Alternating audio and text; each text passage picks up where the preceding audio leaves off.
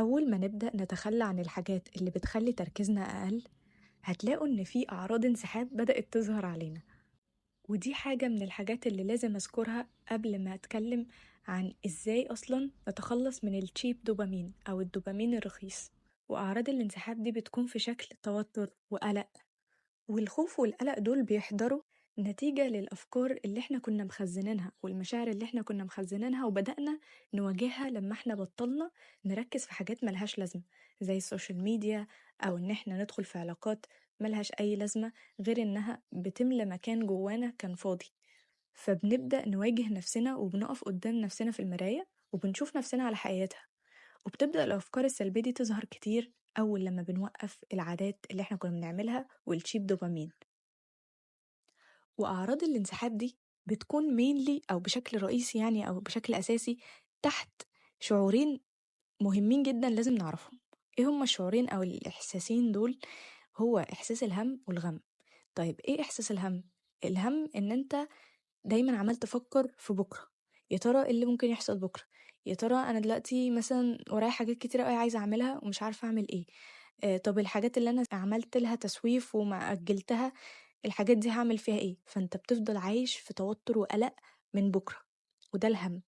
طيب الغم، الغم ان انت قاعد حاطط ايدك على خدك عمال تفكر انا عملت امبارح واحد اتنين تلاتة، والماضي بتاعي كان فيه واحد اتنين تلاتة وده مأثر عليا دلوقتي، ويا ترى انا مش هقدر اغير الماضي. فانت قاعد بقى حزين وبكاء على الاطلال والحاجات دي كلها. فمينلي الشعورين دول هم اللي بيتحكموا فينا أول ما بنيجي نسيب التشيب دوبامين أو الدوبامين الرخيص.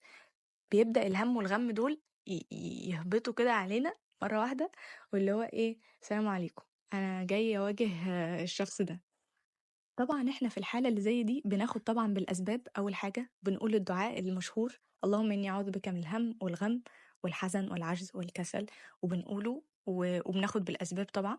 تاني حاجة في أفعال لازم نعملها جنب الأدعية، عشان الأدعية حاجة spiritual، حاجة روحانية احنا بنعملها من جوه، واحنا عايشين مش بس روح، احنا عايشين في جسد. فاحنا كمان manifested يعني، او يعني احنا ظاهرين في عالم برضو متجسد. فاحنا لازم ناخد بالسببين، السبب الباطني والسبب الظاهري، ونبدأ نعمل أفعال خارجية وداخلية كمان عشان نظبط موضوع إحساسنا بالتشتت وإحساسنا بالهم والغم والحاجات دي كلها. فجنب إن أنت بتدعي لنفسك وبتقول اللهم إني أعوذ بك من الهم والغم والحزن والعجز والكسل، بتبدأ واحدة واحدة تاخد خطوات تخليك فعلا ما تكونش عندك هم وما يكونش عندك غم، وتبدأ واحدة واحدة تتخلص من التشتت اللي انت فيه والحالة السلبية اللي انت عايش فيها.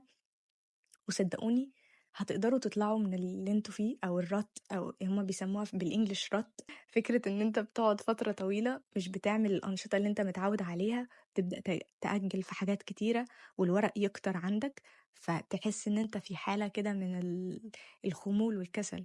فعشان نطلع من المرحلة دي كلنا بإذن الله لازم ان احنا اول حاجة نتوكل على الله وندعي وناخد بالأسباب.